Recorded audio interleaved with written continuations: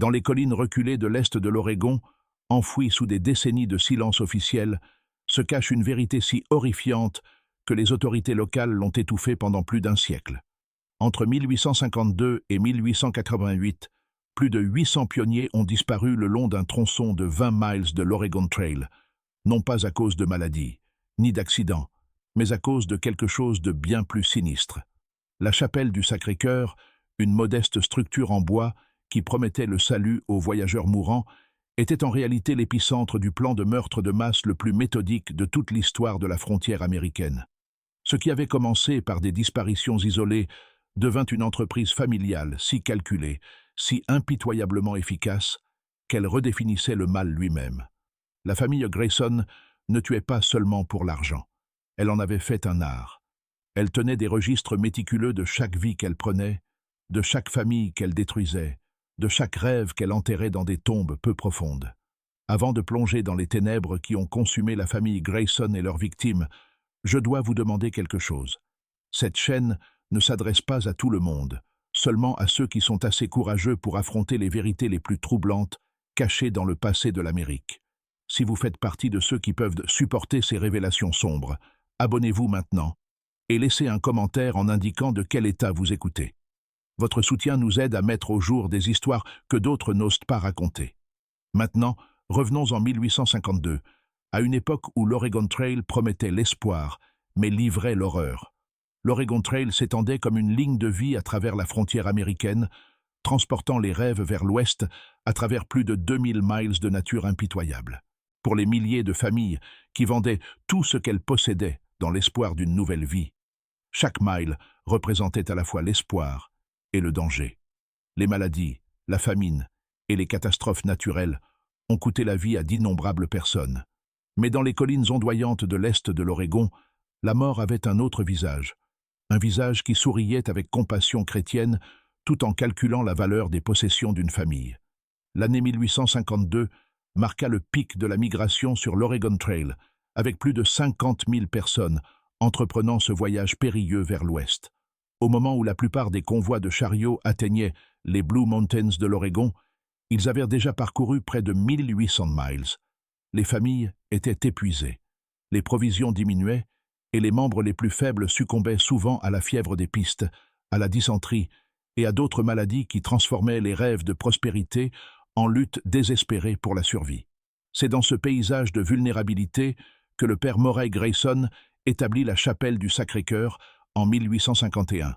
La structure en bois, vieillie par le temps, était perchée sur une colline dominant un point d'arrêt naturel le long de la piste, un endroit où les voyageurs fatigués s'arrêtaient souvent pour reposer leurs bœufs et enterrer leurs morts. Pour les pionniers de passage, la chapelle représentait la providence divine, un phare d'espoir dans la nature sauvage où ils pouvaient chercher un réconfort spirituel et, si nécessaire, offrir une sépulture chrétienne appropriée à leurs proches.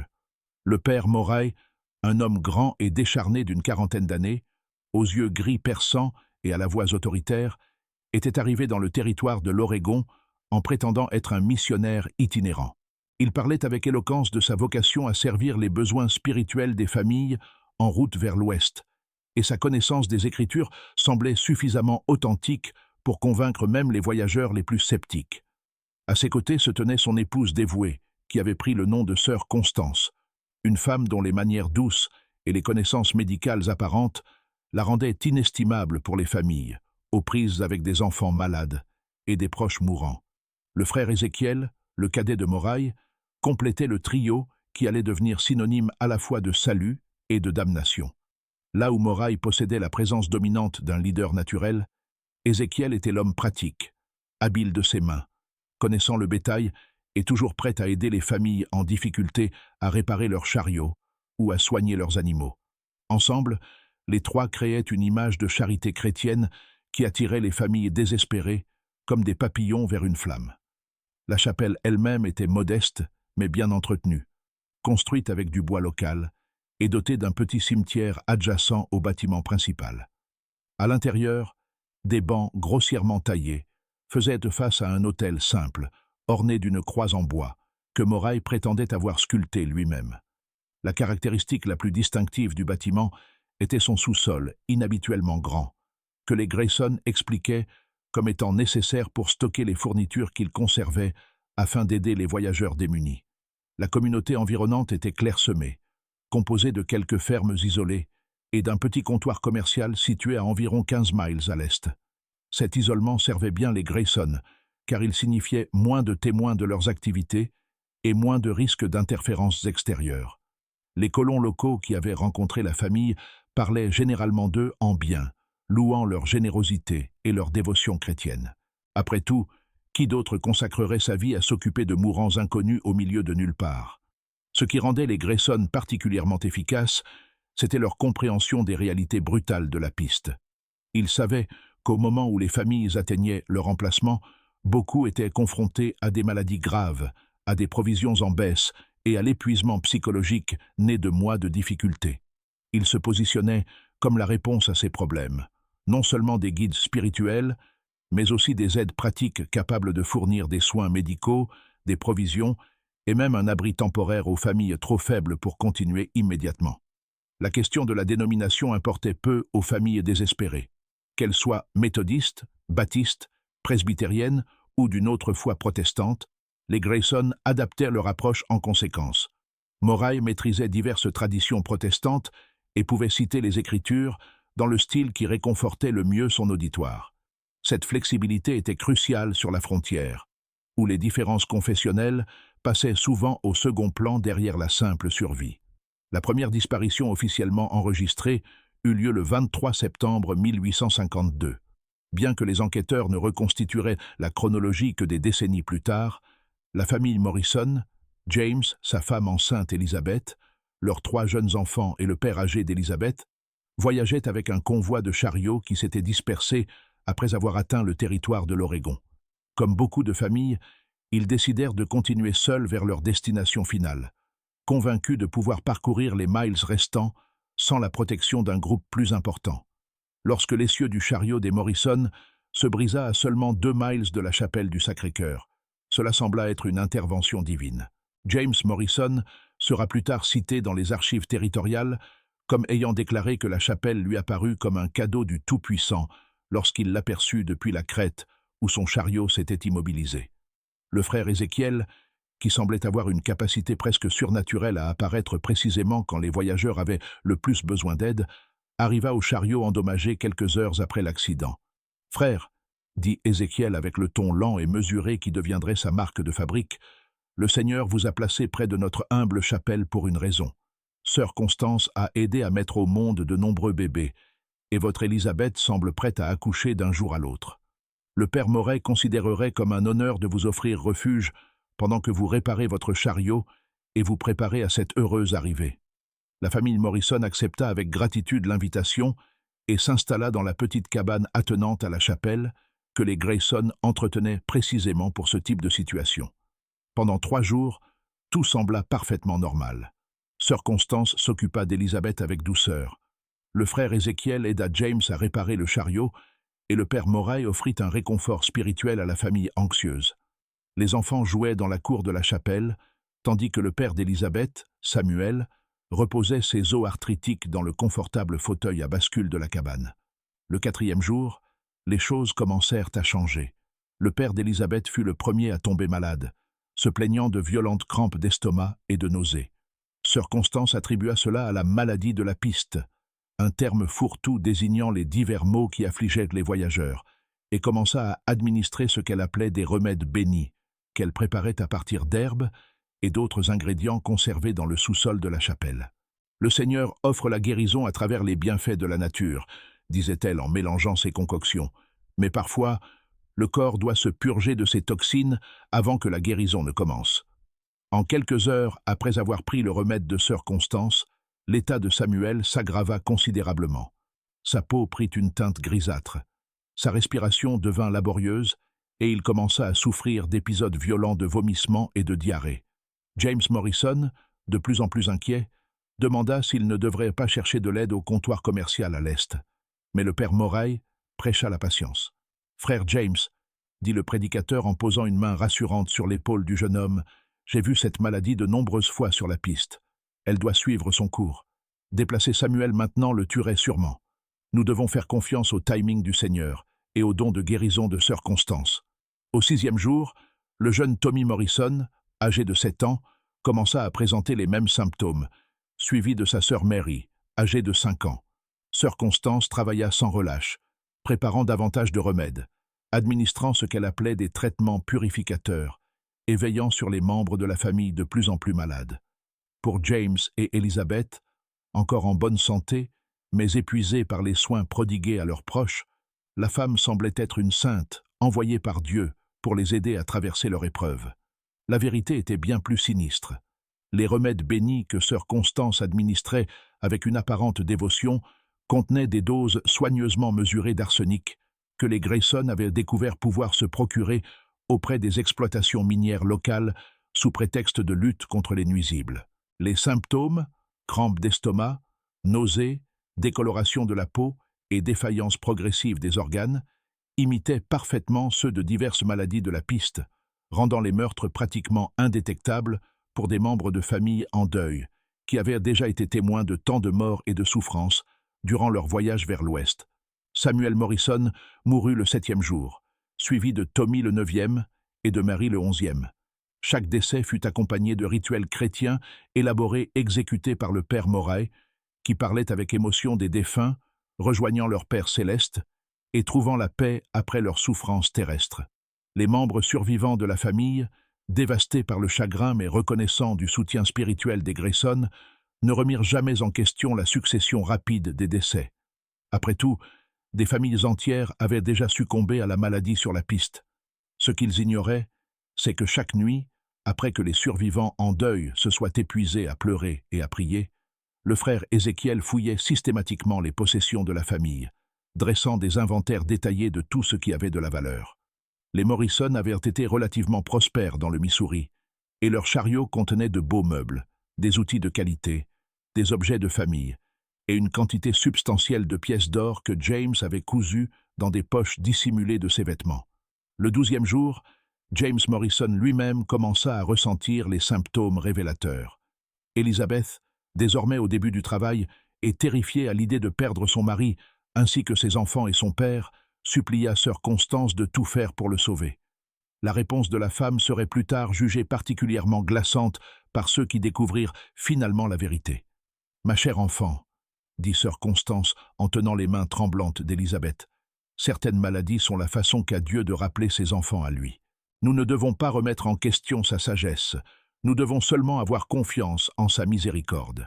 Votre mari rejoindra vos précieux bébés au paradis, et vous élèverez votre nouvel enfant en sachant que votre famille vous attend dans la gloire. » James Morrison mourut le 14e jour, quelques heures seulement, avant qu'Élisabeth ne donne naissance à un fils qui ne vécut que le temps d'être baptisé par le Père Moray. Lorsqu'Élisabeth elle-même succomba à la même maladie mystérieuse 3 jours plus tard, toute la famille Morrison avait été anéantie en moins de 3 semaines. À tout observateur extérieur qui se serait renseigné sur le sort de la famille, les Grayson disposaient d'une explication parfaitement raisonnable. Les Morrison étaient arrivés malades et épuisés par la piste, avaient contracté une forme virulente de dysenterie qui frappait parfois des familles entières, et étaient morts, malgré les meilleurs efforts de soignants chrétiens qui avaient risqué leur propre vie pour leur apporter du réconfort dans leurs dernières heures. Le Père Moray leur avait accordé une sépulture chrétienne appropriée dans le cimetière de la chapelle, et leurs possessions avaient été consacrées à l'œuvre du Seigneur. Un euphémisme pour le vol qui sonnait de manière suffisamment pieuse. Mais la disparition de la famille Morrison n'était que le début. Les Grayson avaient découvert quelque chose qui allait transformer leur vie et terroriser l'Oregon Trail pendant les 36 années suivantes. Le meurtre, lorsqu'il était exécuté avec une planification suffisante et une justification religieuse, pouvait être extraordinairement rentable. Le succès de leur première annihilation familiale enseigna aux Grayson de précieuses leçons qui allaient façonner leur méthodologie pendant des décennies. Ils apprirent que les familles isolées étaient des cibles plus faciles que celles voyageant en groupe, que l'apparition progressive d'un empoisonnement à l'arsenic imitait parfaitement les maladies courantes de la piste, et que leur autorité religieuse leur conférait une crédibilité presque illimitée auprès de personnes désespérées et endeuillées, qui avaient besoin de blâmer quelqu'un d'autre que Dieu pour leur souffrance. Plus important encore, ils découvrirent que l'Oregon Trail leur fournissait une source inépuisable de victimes qui ne manquerait à personne pendant des mois, voire jamais. Contrairement aux communautés établies où les disparitions seraient rapidement remarquées et enquêtées, la piste était remplie de familles itinérantes dont l'emplacement exact était inconnu des proches restés à l'Est. Une famille qui disparaissait en Oregon pouvait ne pas être censée donner des nouvelles avant 6 mois ou plus. Et même alors, les dangers de la vie sur la frontière offraient d'innombrables explications plausibles à leur silence. Les mois qui suivirent les meurtres des Morrison virent les Grayson affiner leur opération. Avec une précision méthodique, ils établirent des schémas et des procédures qui leur serviraient pendant des années. Le frère Ézéchiel devint leur éclaireur, parcourant les approches de la piste pour identifier des cibles prometteuses. Des familles manifestement aisées, celles voyageant seules ou en petits groupes, et surtout celles déjà confrontées à des maladies ou à des problèmes mécaniques qui les rendaient vulnérables aux offres d'aide. Sœur Constance développa ses techniques d'empoisonnement, expérimentant différents dosages et modes d'administration afin d'obtenir une efficacité maximale tout en conservant une plausibilité déniable. Elle découvrit que l'arsenic pouvait être facilement dissimulé dans des tisanes, des teintures médicinales et même dans le vin de communion, ce qui facilitait son administration à des familles entières, sous couvert de soins spirituels ou médicaux. Le père Morey, quant à lui, perfectionna la manipulation psychologique qui maintenait les victimes dociles, même lorsque leurs proches mouraient autour d'eux. Il devint expert dans l'art de lire l'arrière-plan confessionnel des gens et d'adapter son approche théologique en conséquence. Pour les familles méthodistes, il mettait l'accent sur la guérison divine et la puissance de la prière. Pour les presbytériens, il se concentrait sur la prédestination et le plan ultime de Dieu. Pour les baptistes, il insistait sur le salut personnel et la promesse de la réunion céleste. La chapelle elle-même subit des modifications subtiles pour soutenir leur entreprise meurtrière. Le sous-sol fut agrandi et divisé en sections. Une zone pour stocker les possessions des victimes, une autre pour préparer les solutions d'arsenic, et une troisième servant de morgue temporaire où les corps pouvaient être conservés pendant que les Grayson décidaient des méthodes de disposition. Ils creusèrent également une série de tombes non marquées dans un bosquet d'arbres derrière la chapelle, des emplacements qui finiraient par contenir les restes de centaines de victimes. L'hiver 1852-1853 offrit aux Grayson un temps précieux pour planifier et se préparer à la saison de meurtre de l'année suivante. Ils utilisèrent les mois où la piste était en grande partie déserte pour trier les possessions de la famille Morrison, décidant quoi garder, quoi vendre et quoi cacher. Ils établirent également leur premier contact avec des revendeurs du marché noir dans les grandes colonies de l'Oregon, nouant des relations avec des hommes qui ne posaient aucune question sur l'origine des biens qu'ils achetaient. Le frère Ézéchiel se révéla particulièrement doué pour cet aspect de leur opération. Son visage honnête et son attitude franche le rendaient crédible lorsqu'il prétendait vendre des biens au nom de familles ayant décidé de retourner à l'Est ou étant mortes de causes naturelles. Il apprit à espacer ses ventes entre plusieurs communautés et à cibler différents types d'acheteurs selon les catégories de biens. Les meubles raffinés et les articles ménagers allaient à des colons aisés cherchant à améliorer leur maison. Les outils et le matériel agricole étaient vendus à des fermiers pragmatiques. Les bijoux et les métaux précieux trouvèrent leur chemin vers des marchands spécialisés dans ce type d'articles. Au printemps 1853, les Grayson étaient passés de tueurs amateurs à prédateurs professionnels, dotés d'une compréhension sophistiquée de leur art. Ils avaient résolu les problèmes pratiques liés à la sélection des victimes, aux méthodes de meurtre, à l'élimination des corps et à la réalisation des profits. Plus important encore, ils avaient créé une image publique qui les rendait pratiquement au-dessus de tout soupçon. Le printemps 1853 apporta un trafic renouvelé sur la piste et de nouvelles opportunités pour l'entreprise familiale Grayson. Leur deuxième grand succès survint en mai, lorsqu'ils rencontrèrent la famille Hoffman, des immigrants allemands parlant peu l'anglais et voyageant avec un chariot rempli de possessions de valeur, notamment des outils d'artisanat raffinés, des textiles de qualité et une quantité substantielle de pièces d'or représentant leurs économies de toute une vie. Les Hoffman étaient des victimes idéales à bien des égards. La barrière de la langue les rendait dépendants des Grayson pour communiquer avec les autres voyageurs. Leurs coutumes étrangères les faisaient apparaître exotiques et potentiellement suspectes aux yeux des autres usagers de la piste, et leur richesse évidente en faisait des cibles attrayantes. De plus, leur maîtrise limitée de l'anglais signifiait qu'ils étaient moins susceptibles de comprendre des avertissements subtils ou de communiquer efficacement leurs inquiétudes à d'autres voyageurs. Le patriarche de la famille, Heinrich Hoffmann, était un horloger qualifié qui avait apporté ses outils et ses marchandises afin d'établir une entreprise en Oregon. Sa femme, Greta, était enceinte de leur 4e enfant, et leurs 3 enfants existants avaient entre 6 et 12 ans. Lorsque des problèmes mécaniques avec leur chariot les contraignirent à chercher de l'aide près de la chapelle du Sacré-Cœur, les Grayson virent une nouvelle occasion de perfectionner leur art meurtrier. Cette fois, ils expérimentèrent différentes approches. Au lieu d'attendre que la famille développe une maladie naturelle, sœur Constance commença à administrer de petites doses d'arsenic presque immédiatement, déguisées en médicaments préventifs destinés à éloigner les maladies de la piste. Elle convainquit la famille que la protection bénie qu'elle offrait les maintiendrait en bonne santé pendant leur période de récupération. « Mon Dieu !» dit Heinrich dans son anglais hésitant lorsque sœur Constance lui offrit pour la première fois son remède. « Vous êtes si gentil avec des étrangers. Dieu vous bénira pour nous aider. »« Dieu nous a déjà bénis, » répondit sœur Constance avec une sincérité parfaitement maîtrisée, en nous donnant l'occasion de servir ses enfants dans leurs moments de besoin.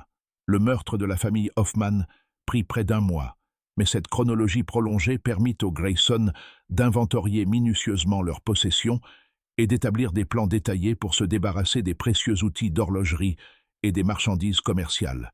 Cela leur donna également le temps d'étudier les routines et les relations de la famille, des connaissances qui se révéleraient précieuses dans leurs futures opérations. À la fin de l'année 1853, les Grayson avaient assassiné avec succès 3 familles complètes, totalisant 16 personnes, et ils commencèrent à considérer leur opération comme une entreprise nécessitant la même planification minutieuse et la même attention aux détails que toute autre activité lucrative. Ils commencèrent à tenir des registres, non seulement des possessions de leurs victimes, mais aussi de leurs méthodes, de leurs erreurs et de leurs réussites. Ces registres, découverts des décennies plus tard dans des compartiments dissimulés du sous-sol de la chapelle, offriraient finalement aux enquêteurs une fenêtre horrifiante sur la nature systématique des crimes de la famille Grayson. Rédigés dans l'écriture précise du père Morey, les livres comptables contenaient des entrées détaillées pour chaque famille assassinée, incluant les noms, les dates, les possessions prises, les méthodes de disposition des corps et les profits réalisés grâce à la vente des biens volés. Les entrées étaient rédigées dans un style froid et administratif qui traitait les vies humaines comme des articles d'inventaire. Une entrée typique pouvait indiquer « Famille Morrison, 5e partie, septembre-octobre 1852. Possession comprenant 2 pièces d'or, mobilier, outils de qualité, corps enterrés dans le bosquet section C. Profit estimé, $400. Méthode, arsenic via thé médicinaux. Durée, 17 jours. Leçons apprises. Réduire la fréquence des doses afin de prolonger la chronologie et de réduire les soupçons. À mesure que la réputation de l'œuvre caritative des Grayson se répandait le long de la piste, ils commencèrent à attirer des victimes cherchant activement leur aide. Des familles ayant entendu parler de ces bons chrétiens qui venaient en aide aux voyageurs cherchaient parfois la chapelle du Sacré-Cœur de manière délibérée, marchant directement dans le piège que les Grayson avaient construit avec tant de soin. L'approche méthodique des Grayson envers le meurtre de masse évolua considérablement au cours de leur 2e année d'activité. Ils avaient appris, grâce à leurs premières expériences, que le succès ne reposait pas seulement sur des techniques de mise à mort efficaces, mais aussi sur des systèmes sophistiqués, permettant de gérer chaque aspect de leur entreprise mortelle. Le père Morey, doté d'un esprit analytique et de compétences de leader, commença à traiter leur opération comme une affaire commerciale qui impliquait le meurtre, plutôt que comme une série de tueries aléatoires. L'été 1854 marqua un tournant dans leur méthodologie lorsqu'ils rencontrèrent la famille Wetherbee, originaire du Tennessee. Charles Wetherbee était un ancien officier confédéré qui avait décidé de chercher fortune en Oregon plutôt que de reconstruire sa plantation dévastée par la guerre. Il voyageait avec son épouse Margaret, leurs filles jumelles Sarah et Suzanne, âgées de 15 ans, ainsi que le jeune frère de Margaret, David, un forgeron qualifié qui avait apporté l'intégralité de ses outils professionnels. Ce qui rendait le cas Wetherbee particulièrement important n'était pas seulement leur richesse. Charles avait converti la majeure partie de ses biens restants en pièces d'or et en bijoux qu'il conservait dans un compartiment spécialement construit dans son chariot. C'était aussi leur intelligence et leur méfiance naturelle. Charles avait été officier militaire, entraîné à remarquer les détails et à évaluer les menaces. Margaret était une femme instruite qui avait beaucoup lu sur les dangers de la piste et se montrait naturellement prudente envers les inconnus. Lorsque le chariot des Weatherby rencontra des problèmes de roues près de la chapelle, Charles résista d'abord aux offres d'aide des Grayson. Il avait entendu des histoires de voyageurs qui avaient accepté l'aide d'étrangers et n'avaient jamais été revus. Et quelque chose dans l'isolement du lieu et dans le moment opportun de l'apparition du frère Ézéchiel le rendait mal à l'aise. « J'apprécie votre charité chrétienne », dit Charles au père Moret lors de leur première rencontre, « mais nous avons les compétences et les outils nécessaires pour effectuer nos réparations nous-mêmes. Nous allons repartir directement. » Le père Moret, cependant, était devenu expert dans l'art de lire les gens et d'adapter son approche en conséquence. Plutôt que d'insister, il se retira avec élégance, mentionnant négligemment que sœur Constance avait remarqué des signes de maladie dans la région, peut-être le choléra ou la dysenterie, et suggérant que la famille pourrait envisager de rester jusqu'à être certaine qu'aucun d'eux n'avait été exposé. « Bien sûr, frère Charles, » dit Moret avec une compréhension apparente. « Un homme sage protège sa famille, mais je me sentirais négligent dans mon devoir chrétien si je ne mentionnais pas que sœur Constance a soigné plusieurs cas de fièvre de la piste ces dernières semaines. Les symptômes peuvent mettre du temps à apparaître, et voyager tout en étant infecté peut propager la maladie et affaiblir les défenses du corps. » La mention de la maladie eut exactement l'effet escompté par Moray. Margaret Weatherby, déjà épuisée par des mois de vie sur la piste et inquiète pour la santé de ses filles, commença à reconsidérer leur départ précipité. Lorsque le jeune David développa une légère fièvre le lendemain, une fièvre que sœur Constance affirma être un symptôme précoce de la maladie régionale, la résistance de la famille s'effondra. « Peut-être, » suggéra Margaret à son mari, « devrions-nous accepter leur offre d'abri, juste jusqu'à ce que nous soyons certains que David n'est pas gravement malade. » Charles accepta à contre-cœur, mais sa formation militaire le poussa à maintenir un niveau de vigilance qui posa un défi aux Grayson. Contrairement à leurs victimes précédentes, qui avaient été désespérées et reconnaissantes, Charles observait tout avec des yeux calculateurs et posait des questions directes sur le passé de la famille et sur le sort d'autres voyageurs ayant sollicité leur aide. Les Grayson s'adaptèrent en lui fournissant des récits soigneusement élaborés de traitements réussis de familles précédentes. Ils lui montrèrent le cimetière de la chapelle, indiquant des tombes qu'ils prétendaient appartenir à des voyageurs arrivés déjà mourants et ayant reçu une sépulture chrétienne appropriée. Ils lui présentèrent même des lettres de témoignage, des documents falsifiés, supposément écrits par des familles reconnaissantes, qui s'étaient remises de maladies graves et avaient poursuivi leur voyage en toute sécurité. « Frère Charles, » dit le père Moret un soir, alors qu'ils étaient assis sur le porche de la chapelle, « je comprends votre prudence. Un homme qui a servi son pays apprend à accorder sa confiance avec précaution. Mais considérez ceci, si nous voulions vous faire du mal, n'aurions-nous pas déjà agi? Ne choisirions-nous pas des cibles plus faciles qu'un soldat entraîné, armé et vigilant? » La manipulation psychologique était subtile mais efficace. En reconnaissant les soupçons et le passé militaire de Charles, Moray lui donnait le sentiment d'être respecté et intelligent. En soulignant qu'il serait une cible difficile, le prédicateur rendait l'idée même d'être ciblé moins probable. Plus important encore, en démontrant une ouverture et une honnêteté apparente, il abaissait progressivement les défenses de Charles. Les meurtres proprement dits de la famille Weatherby prirent près de 6 semaines, représentant la durée la plus longue que les Grayson aient jamais tentée. Sœur Constance commença par des doses extrêmement faibles d'arsenic, administrées dans de l'eau qu'elle prétendait avoir bénie pour la guérison et qu'elle recommandait pour prévenir la propagation de la maladie. Les doses étaient si minimes que les symptômes se développaient très lentement, semblant être une maladie naturelle, plutôt qu'un empoisonnement. David, le membre le plus jeune et physiquement le plus faible de la famille, succomba le premier. Sa mort sembla confirmer les avertissements de sœur Constance concernant la maladie régionale, et la gratitude de la famille pour ses soins durant ces derniers jours les rendit encore plus confiants dans ses connaissances médicales. Margaret fut la suivante, développant des symptômes que sœur Constance attribua à la fatigue, liée aux soins prodigués à David. Charles, entraîné à analyser les situations de combat, commença à remarquer des schémas qui le troublaient. Le fait que lui et ses filles restent en bonne santé tandis que les autres tombèrent malades, la nature étrange des symptômes et la présence constante des Grayson, lors des pires moments de la maladie de chaque membre de la famille, contribuèrent à un malaise grandissant.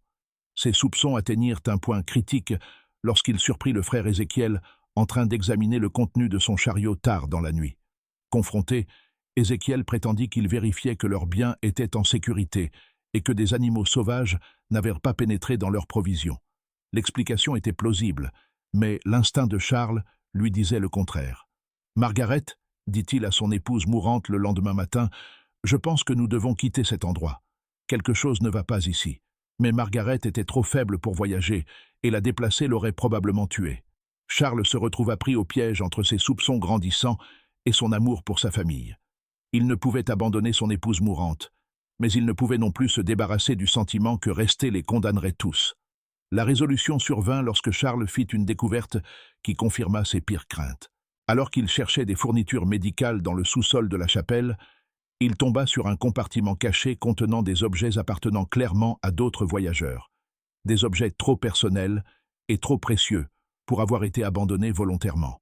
Parmi ces biens, il trouva une poupée d'enfant montrant des signes d'usage récents, une montre de poche gravée d'un nom qu'il ne reconnaissait pas, et surtout, une lettre adressée à quelqu'un à Oregon City, portant une date récente mais manifestement jamais envoyée.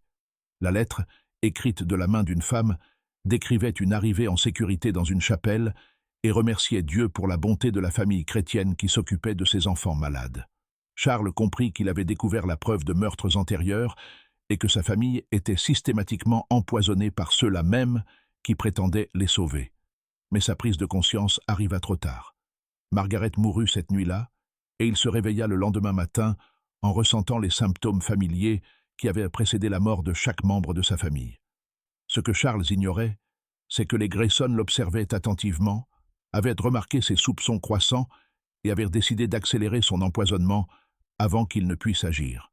Le père Morey avait glissé une dose massive d'arsenic dans le repas du soir de Charles, s'assurant que l'ancien soldat serait trop faible pour représenter une menace. Alors que Charles agonisait, ses filles jumelles à son chevet, il tenta désespérément de les avertir de la véritable nature des Grayson. Mais ses paroles furent rejetées comme les divagations d'un esprit fiévreux, et les jeunes filles continuèrent à faire confiance aux personnes qui les assassinaient lentement. L'affaire Weatherby enseigna plusieurs leçons importantes aux Grayson. Premièrement, que des victimes intelligentes et méfiantes nécessitaient des techniques de manipulation plus sophistiquées. Deuxièmement, qu'allonger la durée des meurtres, bien que plus risqués, rendait en réalité leurs crimes plus crédibles et plus rentables. Troisièmement, qu'ils avaient besoin de meilleures méthodes pour détecter et gérer les victimes devenant suspectes de leurs activités. Plus important encore, cette affaire démontra que même des personnes entraînées et intelligentes pouvaient être trompées et assassinées avec succès si les bonnes techniques psychologiques étaient appliquées avec suffisamment de patience et de compétence. Cette réalisation donna aux Grayson la confiance nécessaire pour cibler des familles de plus en plus riches et influentes, sachant que leurs méthodes pouvaient surmonter même les voyageurs les plus prudents et méfiants. La découverte de preuves de meurtres antérieurs dans le sous-sol de la chapelle conduisit également à des améliorations dans leur procédure de destruction des preuves. Ils commencèrent à brûler les objets personnels pouvant identifier les victimes, à fondre les bijoux et les métaux précieux pour éliminer les marques distinctives, et à créer des cachettes plus sophistiquées pour les biens qu'ils prévoyaient de conserver ou de vendre plus tard. À la fin de l'année 1854, les Grayson avaient assassiné 23 personnes appartenant à cette famille, et leur opération était devenue une entreprise criminelle sophistiquée, générant des profits substantiels tout en maintenant un secret total. Ils commencèrent également à se percevoir non pas comme des criminels, mais comme des instruments de la volonté divine, récompensés pour leur service par la prospérité tirée des possessions de leurs victimes. L'année 1855 marqua un tournant crucial dans la carrière meurtrière des Grayson, lorsqu'ils furent confrontés à leur premier défi majeur, la survie d'une victime présumée, ayant été témoin de suffisamment d'éléments pour exposer toute leur opération. L'incident commença de manière assez routinière, avec l'arrivée de la famille Patterson en provenance de l'Ohio, mais il se terminerait par la confrontation des Grayson avec la terrifiante possibilité d'être découverts et la nécessité de faire des choix désespérés concernant leur avenir. Thomas Patterson était un marchand prospère qui avait liquidé son entreprise de l'Ohio pour poursuivre des opportunités dans l'économie en pleine croissance de l'Oregon. Il voyageait avec son épouse Emily, leurs 4 enfants âgés de 8 à 16 ans, et la sœur d'Emily, Catherine, une femme célibataire dans la trentaine, qui servait d'enseignante et de soignante pour la famille. Ce qui rendait la famille Patterson particulièrement attrayante pour les Grayson n'était pas seulement leur richesse évidente.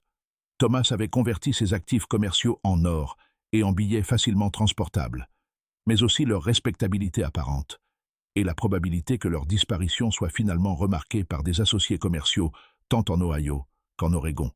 Le convoi des Patterson s'était dispersé près des Blue Mountains, et ils voyageaient seuls lorsqu'ils rencontrèrent le frère Ézéchiel à environ 5 miles de la chapelle du Sacré-Cœur. Leur chariot n'était pas en panne, et aucun membre de la famille n'était manifestement malade. Mais Ézéchiel avait appris à créer des opportunités plutôt que d'attendre qu'elles se présentent. « Bon après-midi, frère », lança Ézéchiel en s'approchant du chariot des Patterson. « Je n'ai pas pu m'empêcher de remarquer votre belle équipe de bœufs. C'est du bétail de qualité. Vous ne seriez pas intéressé par un échange contre des provisions fraîches, par hasard? Nous en avons un bon stock à la chapelle, juste un peu plus loin. » Thomas Patterson était un homme d'affaires avisé qui avait appris à évaluer soigneusement les offres avant de prendre des décisions. Il était intéressé par la possibilité d'obtenir des provisions fraîches, mais quelque chose dans la manière d'Ézéchiel, peut-être trop amical, trop empressé, le rendait prudent. « Nous apprécions l'offre, » répondit Thomas, « mais nous sommes bien approvisionnés pour le reste de notre voyage. Nous allons repartir directement. » Ézéchiel, cependant, s'était préparé à cette réponse. « Bien sûr, mais je me permets de mentionner quelque chose qui pourrait éviter bien des ennuis à votre famille. Sœur Constance, notre femme médecin, a traité plusieurs cas de fièvre des montagnes ces dernières semaines. Une sale affaire qui s'installe progressivement. Et quand les gens réalisent qu'ils sont malades, ils sont souvent trop faibles pour voyager en toute sécurité. » La mention de la maladie eut l'effet escompté sur Emily Patterson, qui commença immédiatement à s'inquiéter pour la santé de ses enfants. « La fièvre des montagnes ?» demanda-t-elle. « Nous n'avons rien entendu au sujet d'une maladie dans la région. »« Eh bien, madame, » dit Ézéchiel avec une inquiétude bien rodée, « ce n'est pas quelque chose dont les gens aiment parler. Mauvais pour les affaires, si vous voyez ce que je veux dire. Mais sœur Constance a des remèdes qui peuvent la prévenir s'ils sont administrés avant l'apparition des symptômes. Cela vaudrait peut-être la peine de s'arrêter à la chapelle juste pour faire examiner votre famille. » Thomas demeurait sceptique, mais les instincts maternels d'Émilie avaient été activés. L'idée que ses enfants puissent être exposés à une maladie dangereuse à son insu était terrifiante, et la possibilité de prévention était trop précieuse pour être ignorée. « Thomas, » dit-elle doucement, « peut-être devrions-nous au moins parler avec cette femme médecin. S'il y a une maladie dans la région, ne devrions-nous pas prendre des précautions ?» À contre-cœur, Thomas accepta de visiter la chapelle, se disant qu'ils obtiendraient simplement des informations sur la prétendue maladie avant de poursuivre leur voyage. Il n'avait aucun moyen de savoir que cette décision mènerait à l'expérience la plus éprouvante de sa vie et à la quasi-destruction de toute sa famille. Les Grayson accueillirent la famille Patterson avec leur combinaison habituelle de chaleur chrétienne et de manipulation subtile. Le père Moraille impressionna Thomas par sa connaissance des affaires et sa familiarité apparente avec les conditions commerciales de l'Oregon. Sœur Constance charma Émilie par ses manières douces et son affection évidente pour les enfants. Le frère Ézéchiel divertit les enfants Patterson avec des récits de la vie sur la frontière et des démonstrations de ses diverses compétences pratiques. En quelques heures à peine après leur arrivée, la famille accepta de passer la nuit à la chapelle afin de permettre à sœur Constance d'examiner chacun pour détecter des signes de fièvre des montagnes. L'examen révéla, sans surprise, que plusieurs membres de la famille présentaient des symptômes précoces nécessitant un traitement immédiat avec les remèdes préventifs de sœur Constance. Catherine Patterson, la sœur d'Emily, fut la première à recevoir le traitement. En tant que femme célibataire sans enfant, elle avait consacré sa vie à s'occuper de la famille de sa sœur et se montrait particulièrement soucieuse de la santé des enfants. Elle accepta avec empressement le médicament de sœur Constance et encouragea les autres à faire de même. Mais Catherine était aussi le membre le plus observateur de la famille, et elle possédait un esprit naturellement analytique qui lui faisait remarquer des détails que les autres auraient pu manquer. La deuxième nuit de leur séjour, elle observa le frère Ézéchiel effectuer ce qui semblait être un inventaire soigneux du contenu de leur chariot. Lorsqu'elle en parla à sœur Constance, la femme plus âgée balaya cela d'un revers de main expliquant qu'il s'agissait d'une préoccupation routinière pour leur sécurité. Le frère Ézéchiel vérifie les biens de tous nos invités, expliqua sœur Constance. Nous avons eu des problèmes de vol par le passé, et nous voulons nous assurer que rien ne disparaisse pendant que les familles sont sous notre protection. L'explication semblait raisonnable, mais Catherine continua de remarquer de petits détails qui la troublaient. La façon dont le regard du père Moret s'attardait sur la montre en or de Thomas. Le fait que sœur Constance préparait toujours ses remèdes en privé, ne permettant jamais à personne d'observer le processus. L'étrange coïncidence selon laquelle chaque membre de la famille ayant reçu un traitement semblait développer des symptômes nécessitant un traitement supplémentaire. Les soupçons de Catherine atteignirent un point critique le 4e jour, lorsqu'elle surprit sœur Constance en train d'ajouter une poudre blanche aux médicaments destinés au jeune Timothy Patterson, le plus jeune enfant de la famille. Lorsque Catherine demanda ce qu'était cette poudre, sœur Constance prétendit qu'il s'agissait de sel béni destiné à renforcer les propriétés curatives des herbes. Mais Catherine avait grandi dans l'Ohio, où son père était pharmacien, et elle reconnut que l'apparence cristalline de la poudre ne correspondait pas à du sel ordinaire. Plus important encore, elle remarqua que sœur Constance devenait nerveuse et sur la défensive lorsqu'on la questionnait sur ses méthodes, bien loin de la sérénité confiante qu'elle affichait habituellement. Ce soir-là, Catherine prit une décision qui sauverait sa vie et celle des membres survivants de sa famille. Au lieu de prendre le médicament prescrit, elle fit semblant de le boire, tout en le recrachant discrètement dans un mouchoir. Elle parvint également à convaincre le jeune Timothy de faire de même, lui disant que c'était un jeu auquel ils pouvaient jouer ensemble. Les résultats furent dramatiques et terrifiants. Tandis que Thomas, Émilie et les 3 enfants plus âgés continuaient de s'affaiblir à cause des traitements, Catherine et Timothy restaient en bonne santé. Plus important encore, Catherine commença à remarquer que les membres de la famille les plus gravement malades étaient ceux qui avaient été les plus obéissants au régime médical de sœur Constance. Au 6e jour, 2 des enfants Patterson étaient morts et Thomas était manifestement mourant. Émilie, bien qu'affaiblie, était encore suffisamment consciente et lucide pour avoir une conversation avec sa sœur. C'est au cours de cette conversation que Catherine prit la décision de partager ses soupçons. « Émilie, murmura-t-elle, je pense que ces gens nous empoisonnent. Je pense qu'ils tuent notre famille. » La réaction initiale d'Émilie fut l'incrédulité et la colère. L'idée que la gentille famille chrétienne qui s'occupait d'eux puisse être composée de meurtriers lui semblait impossible. Mais à mesure que Catherine expliquait ses observations et le schéma des symptômes, Émilie commença à percevoir l'horrible vérité. « Que pouvons-nous faire ?» demanda Émilie. « Thomas est en train de mourir. Les enfants meurent, et nous sommes trop faibles pour voyager. » Catherine s'était préparée à cette question. « Nous devons partir d'ici, même si cela nous tue. Rester ici nous tuera à coup sûr. Et nous devons emmener Timothy.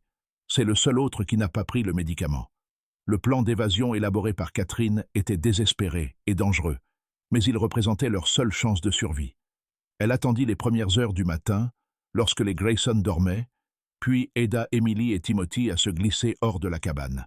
Thomas était trop faible pour bouger, et les enfants plus âgés étaient inconscients. Mais Catherine prit la décision déchirante de les laisser derrière elle, plutôt que de risquer la vie de ceux qui pouvaient encore être sauvés. Les 3 survivants se dirigèrent vers le chariot familial, où Catherine avait dissimulé une partie de leur or et des provisions essentielles. Mais alors qu'ils se préparaient à partir, ils entendirent des pas s'approcher depuis la chapelle. Le père Moret, apparemment alerté par un bruit, venait enquêter. « Vite !» murmura Catherine. « Cachez-vous dans la benne du chariot, sous la toile. Ne faites aucun bruit, quoi qu'il arrive. » Le père Moret trouva Catherine debout près du chariot et sa réaction confirma ses pires craintes. Au lieu de montrer de l'inquiétude pour un membre de la famille qui aurait pu somnambuler ou être confus à cause de la maladie, son expression était froide et calculatrice. « Sœur Catherine, dit-il calmement, vous devriez vous reposer. La fièvre des montagnes peut provoquer de la confusion et de mauvais jugements. » « Je n'arrivais pas à dormir, » répondit Catherine en s'efforçant de garder une voix stable. « Je m'inquiétais pour Thomas et les enfants. » Morel étudia longuement, et Catherine comprit qu'il évaluait si elle avait découvert leur secret. La tension s'étira entre eux comme un fil tendu, chacun attendant que l'autre révèle ses intentions. « Peut-être, dit enfin Moret, sœur Constance devrait-elle vous préparer un remède plus fort, quelque chose pour vous aider à vous reposer plus paisiblement. » Catherine comprit qu'il proposait de la tuer immédiatement, plutôt que d'attendre que l'empoisonnement progressif fasse effet. « C'est très attentionné, » dit-elle, « mais je pense que je vais d'abord essayer de dormir naturellement. »« J'ai bien peur d'insister, » répondit Moray, et sa main se dirigea vers quelque chose de dissimulé sous son manteau. Ce qui se produisit ensuite entrait Catherine Patterson pour le reste de sa vie. Alors que Moray s'avançait vers elle, apparemment décidée à la forcer à retourner à la cabane, Emily Patterson surgit de derrière le chariot. Malgré sa faiblesse due au poison, elle avait réussi à s'armer du pistolet de Thomas. « Éloigne-toi de ma sœur, » dit Emily, la voix faible mais déterminée. Moray se tourna vers cette nouvelle menace. Et dans ce bref moment de distraction, Catherine saisit un lourd outil en fer posé sur la charrette et le frappa à la tête. Le coup ne fut pas fatal, mais il l'étourdit suffisamment pour permettre aux deux femmes et à l'enfant d'entamer leur fuite désespérée. La charrette s'éloigna de la chapelle du Sacré-Cœur au moment même où le frère Ézéchiel sortait du bâtiment principal, alerté par le tumulte. La dernière chose que Catherine vit en fuyant fut Ézéchiel courant vers la cabane où le reste de leur famille gisait à l'agonie, probablement pour achever ce que le poison avait commencé. Le voyage de fuite fut un cauchemar de peur, d'épuisement et de chagrin. Emily, affaiblie par des semaines d'empoisonnement, pouvait à peine rester consciente, laissant Catherine conduire la charrette, tout en s'occupant de Timothy et en surveillant d'éventuels poursuivants. Elles n'avaient aucune idée claire de leur destination. Elles savaient seulement qu'elles devaient atteindre de l'aide avant que les Grayson ne les rattrapent ou que le poison n'emporte la vie d'Emily. Pendant 3 jours, elles traversèrent des territoires inconnus, suivant ce qui semblait être d'anciens sentiers de chasse et espérant croiser d'autres voyageurs ou des colonies. Timothy, traumatisé par la perte de sa famille et par cette fuite terrifiante, parlait à peine. Emily allait et venait entre conscience et inconscience, appelant parfois ses enfants et son mari mort. Le 4e jour, elles rencontrèrent une patrouille militaire du fort Dales, des soldats qui enquêtaient sur des rapports d'activité indienne dans la région. Le récit de Catherine concernant les meurtres et l'empoisonnement à la chapelle du Sacré-Cœur était si extraordinaire que le chef de patrouille supposa d'abord qu'elle délirait à cause de la maladie ou du traumatisme. Mais Catherine avait apporté des preuves avec elle. Une fiole du médicament de sœur Constance qu'elle avait conservé, des échantillons de la poudre blanche qu'elle avait vu être ajoutée au traitement, et plusieurs objets provenant de leur charrette qu'elle avait observé frère Ézéchiel examiner avec suspicion. Plus important encore, Emily était là comme témoin, et bien qu'Emily fût à peine cohérente, ses symptômes correspondaient à ceux d'un empoisonnement à l'arsenic. L'enquête militaire qui suivit révéla l'ampleur réelle des crimes des Grayson, mais elle montra aussi que les 3 membres de la famille avaient fui juste à temps. Lorsque les soldats arrivèrent à la chapelle du Sacré-Cœur, ils trouvèrent Thomas Patterson et ses 3 enfants aînés morts, leur corps présentant des signes évidents d'empoisonnement à l'arsenic. Les Grayson avaient disparu, emportant avec eux la plupart des biens volés qui étaient cachés dans le sous-sol de la chapelle. La découverte des zones de stockage du sous-sol offrit aux enquêteurs un premier aperçu de la nature systématique des meurtres des Grayson. Des compartiments dissimulés contenaient les possessions de dizaines de familles, soigneusement triées et cataloguées. Plus choquant encore, les registres détaillés tenus par le père Moray documentaient chaque meurtre avec la précision froide d'un livre de comptes.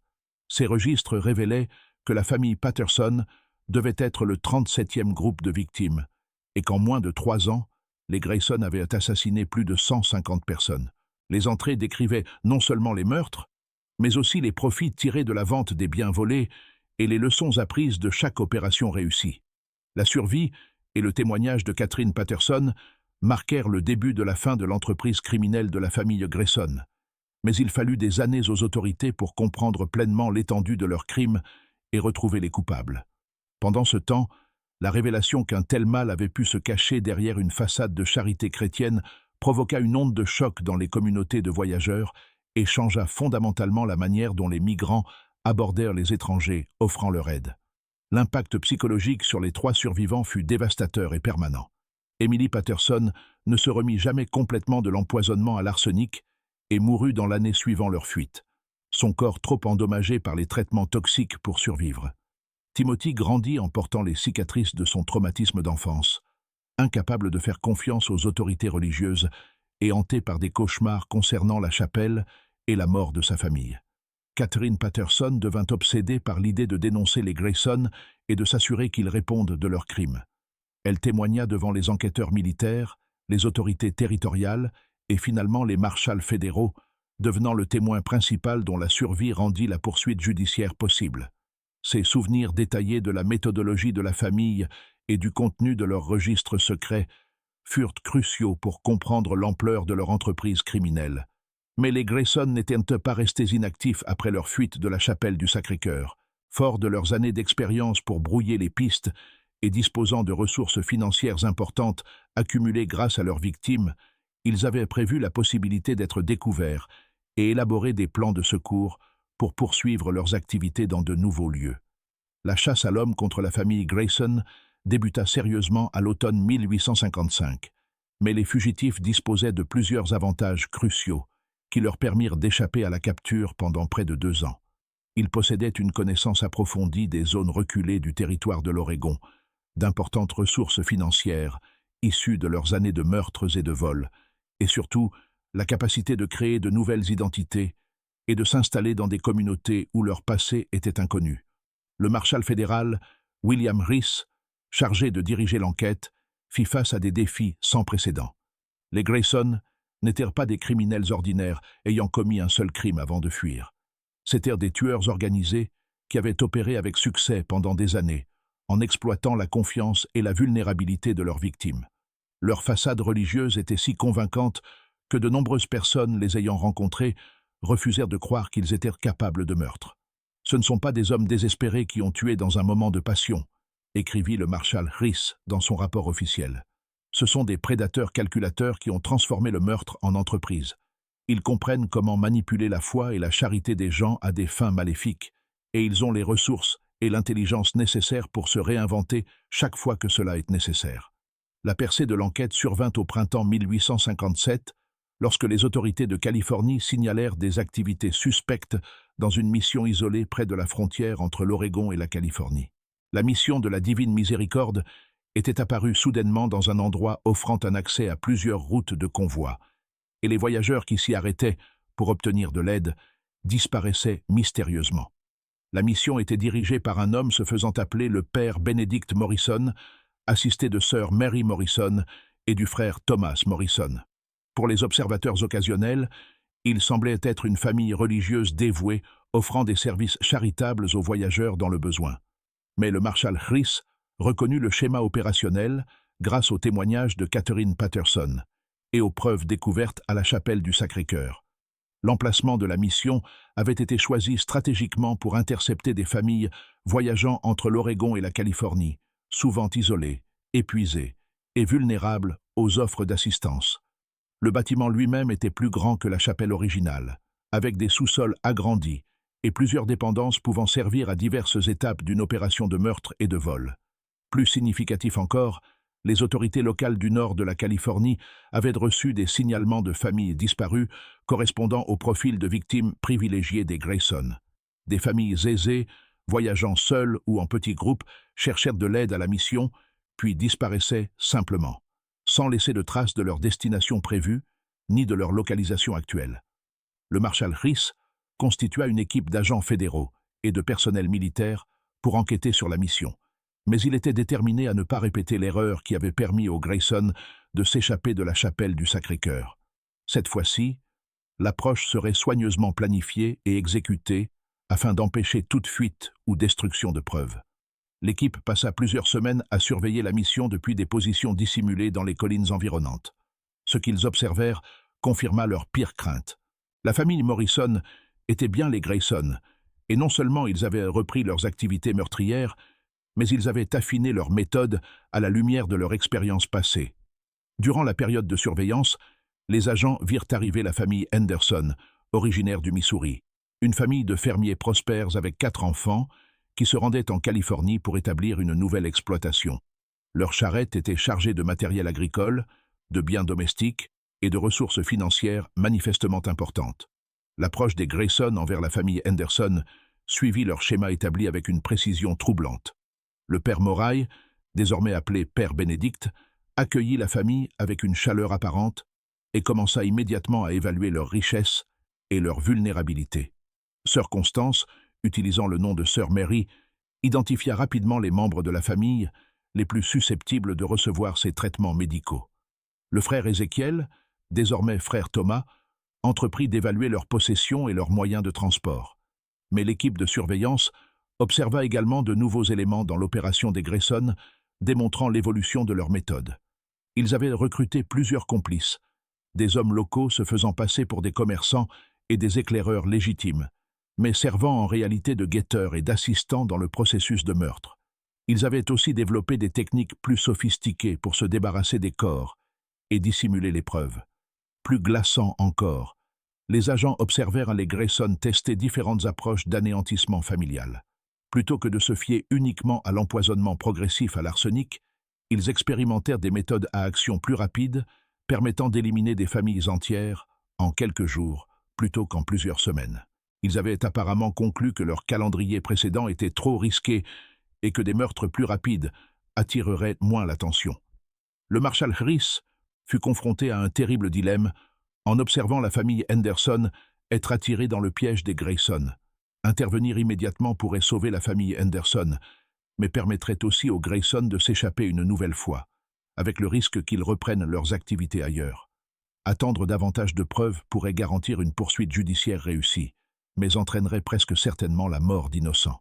La décision fut prise pour lui lorsqu'un de ses agents observa le frère Ézéchiel administrer ce qui semblait être une forte dose de poison au plus jeune enfant Henderson.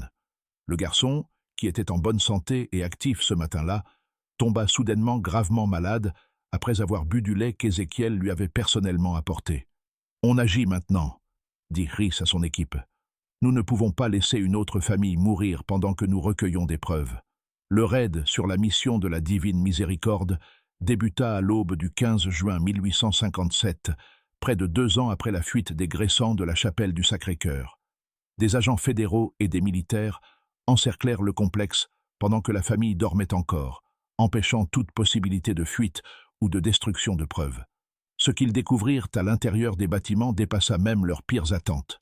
Les sous-sols contenaient les possessions d'au moins 20 familles, bien plus que ce qui aurait pu être accumulé durant le court séjour des Grayson à cet endroit. Des compartiments secrets révélèrent des registres détaillés de meurtres commis non seulement en Oregon et en Californie, mais aussi dans d'autres territoires, où la famille avait apparemment opéré avant d'établir sa base en Oregon. Ces registres dressèrent le portrait d'une entreprise criminelle s'étendant sur plus d'une décennie et sur plusieurs États.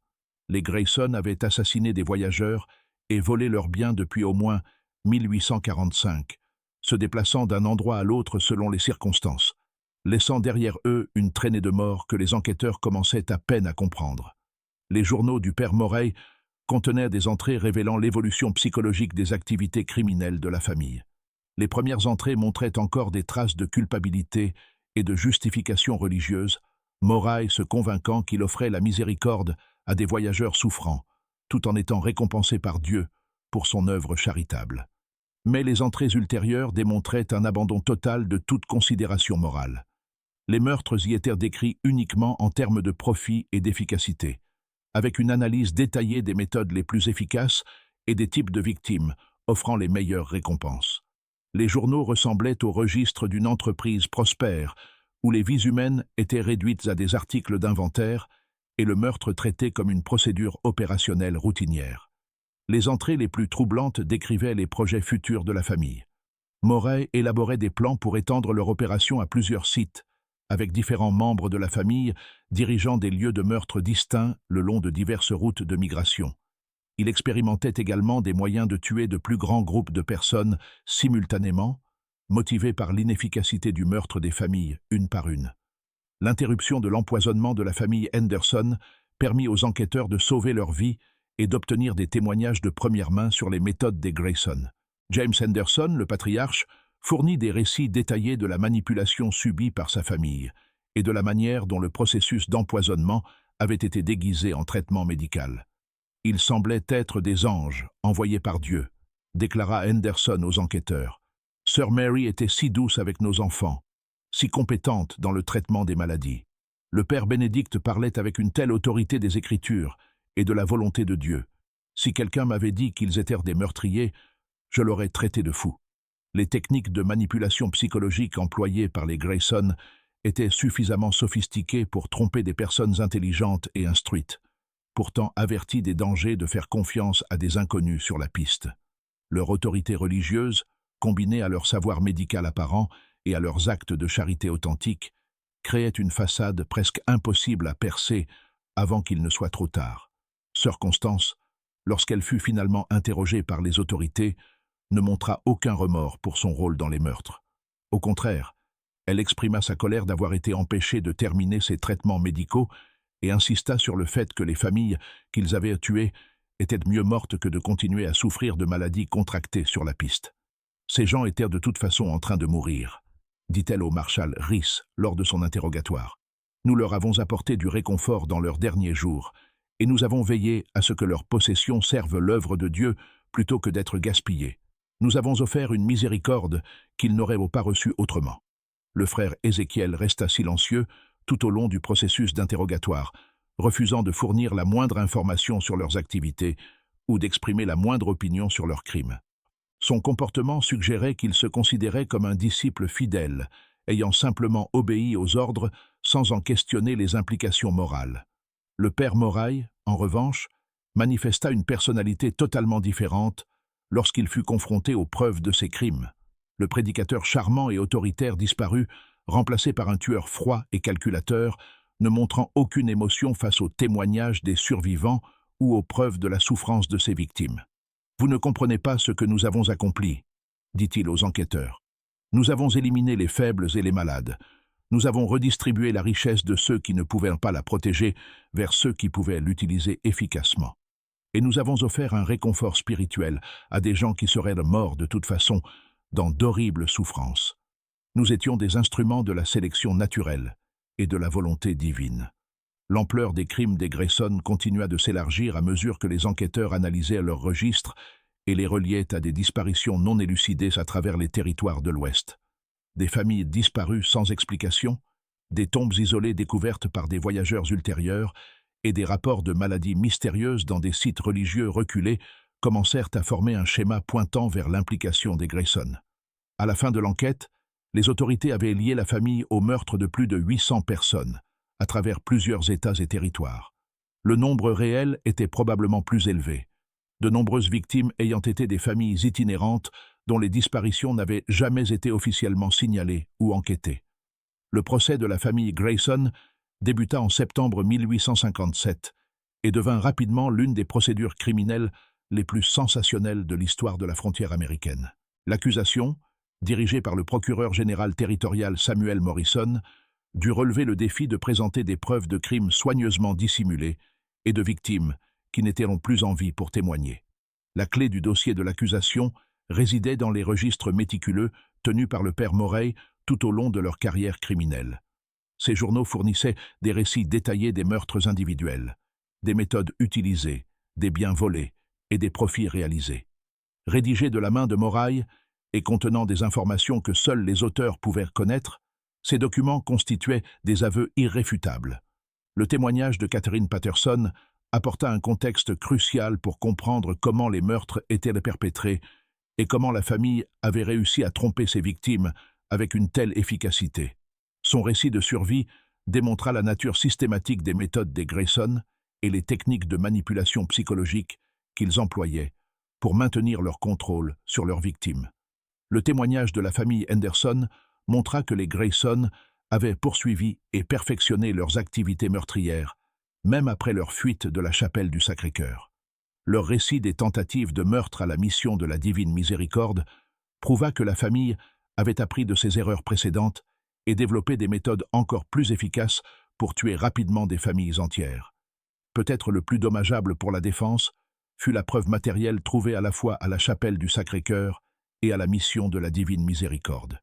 Les enquêteurs découvrirent non seulement des possessions appartenant à des familles assassinées, mais aussi les outils et fournitures utilisés dans le processus d'empoisonnement, des cartes détaillées indiquant l'emplacement de tombes non marquées, et une correspondance avec des marchands du marché noir ayant acheté les biens volés.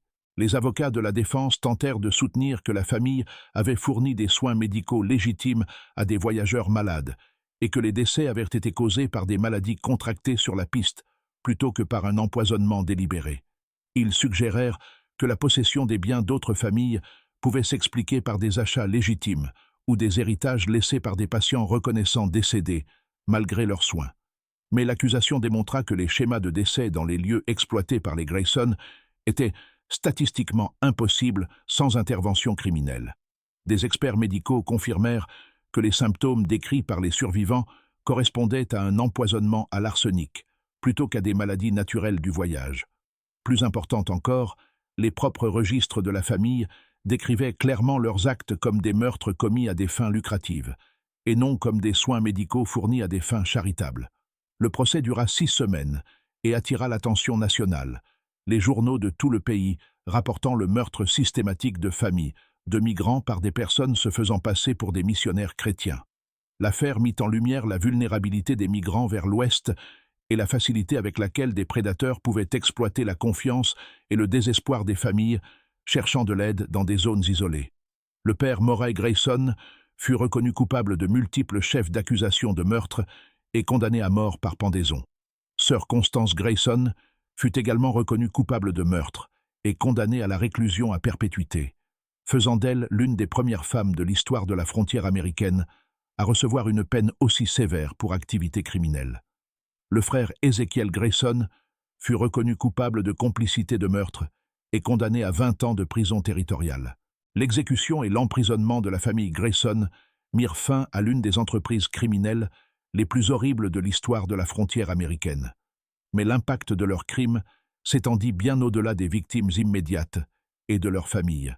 L'affaire changea fondamentalement la manière dont les voyageurs abordaient les offres d'aide des étrangers et conduisit à une augmentation des patrouilles militaires le long des principales routes de migration.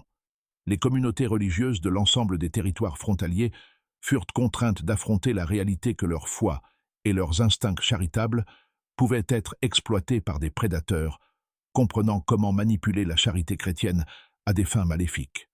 De nombreux missionnaires et travailleurs religieux légitimes constatèrent que leurs efforts pour aider les voyageurs étaient accueillis avec suspicion et peur, les gens ayant du mal à distinguer le véritable travail caritatif d'une activité criminelle potentielle. Les crimes des Grayson révélèrent également des faiblesses importantes dans l'application de la loi et les systèmes de communication de la frontière. La famille avait pu opérer pendant plus d'une décennie sans être détectée, en partie parce qu'il n'existait aucun moyen efficace pour les autorités de différents territoires de partager des informations sur des activités suspectes ou des personnes disparues. L'affaire conduisit à des améliorations dans la communication interterritoriale et à l'établissement de méthodes plus systématiques pour enquêter sur les disparitions.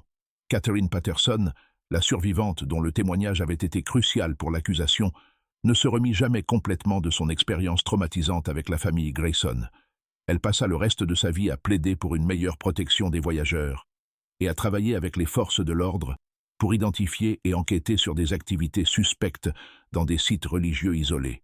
Son neveu Timothy, le jeune garçon ayant survécu à la tentative de meurtre de la famille, atteignit l'âge adulte en portant des cicatrices psychologiques qui affectèrent toute sa vie. Il ne se maria jamais, n'eut jamais d'enfant, et passa ses années d'adulte à travailler comme guide de frontière, aidant d'autres familles à éviter les dangers qui avaient détruit la sienne. Les lieux physiques où les Grayson avaient opéré furent abandonnés et finalement détruits par les communautés locales, souhaitant effacer toute trace des crimes horribles qui y avaient été commis. La chapelle du Sacré-Cœur fut incendiée en 1858 et la mission de la Divine Miséricorde fut démantelée, ces matériaux réutilisés pour d'autres projets de construction. Mais l'impact psychologique des crimes des Grayson persista pendant des générations. Les familles des territoires de l'Ouest racontèrent des histoires de faux missionnaires ayant assassiné des centaines d'innocents, utilisant ces récits comme avertissement contre les dangers de faire confiance à des étrangers offrant de l'aide sur des pistes isolées. L'affaire souleva également des questions troublantes sur la nature du mal et la capacité de personnes ordinaires à commettre des crimes extraordinaires. Le père Murray, sœur Constance et le frère Ézéchiel n'étaient pas des individus manifestement dérangés ou visiblement dangereux. Ils étaient intelligents, éloquents, et avaient réussi à se faire passer pour des chrétiens charitables pendant plus d'une décennie. Leur capacité à maintenir cette façade tout en assassinant systématiquement des familles innocentes remit en question des hypothèses fondamentales sur la nature humaine et la fiabilité de l'autorité religieuse. L'affaire démontra que le mal pouvait être méthodique, organisé et soutenu sur de longues périodes, par des personnes qui semblaient être des piliers de leur communauté. Peut-être le plus troublant fut la réalisation que les Grayson croyaient sincèrement que leurs actions étaient justifiées et s'étaient convaincus qu'ils rendaient service en éliminant des voyageurs faibles et malades, tout en redistribuant leurs possessions à des bénéficiaires qu'ils jugeaient plus dignes. Leur auto-justification et leur absence de remords suggéraient une forme de corruption morale bien plus dangereuse que la simple cupidité ou le désespoir. L'héritage des meurtres de la famille Grayson rappelle que la frontière américaine n'a pas été façonnée uniquement par le courage et la détermination de pionniers honnêtes, mais aussi par les prédateurs qui ont cherché à exploiter leur vulnérabilité et leur confiance. Les 800 personnes mortes aux mains de faux missionnaires représentent un chapitre sombre de l'histoire de l'expansion vers l'Ouest, un chapitre qui révèle toute l'étendue de la capacité humaine pour le bien comme pour le mal. Leur histoire demeure un témoignage de l'importance de la vigilance, des dangers de la confiance aveugle et du prix terrible que des innocents peuvent payer lorsque le mal se déguise en vertu. En fin de compte, les crimes des Grayson nous rappellent que les prédateurs les plus dangereux sont souvent ceux qui savent exactement comment exploiter nos instincts les plus nobles à leur propre fin malveillante. Aujourd'hui, plus d'un siècle et demi après que les Grayson ont été traduits en justice, leur histoire continue de hanter la mémoire collective de l'Ouest américain. Les familles qu'ils ont détruites, la confiance qu'ils ont trahie et les vies qu'ils ont abrégées servent de rappel permanent que le mal peut prospérer partout où la vulnérabilité humaine et le désespoir créent des opportunités d'exploitation. Le courage de survivants comme Catherine Patterson, qui risquèrent tout pour exposer la vérité et rechercher justice pour les morts, offre un contrepoint à l'obscurité de l'héritage des Grayson. Son témoignage permit non seulement de traduire les meurtriers en justice, mais aussi de sauver d'innombrables vies futures, en alertant les autorités et le public des dangers posés par des prédateurs, utilisant l'autorité religieuse pour masquer leurs activités criminelles. En nous souvenant des crimes de la famille Grayson, nous honorons non seulement les victimes qui sont mortes, mais aussi les survivants qui ont trouvé la force de résister au mal et de s'assurer que justice soit enfin rendue. Leur histoire nous rappelle que même dans les moments les plus sombres de l'humanité, il existe toujours des personnes prêtes à défendre la vérité et à refuser de laisser le mal triompher sans opposition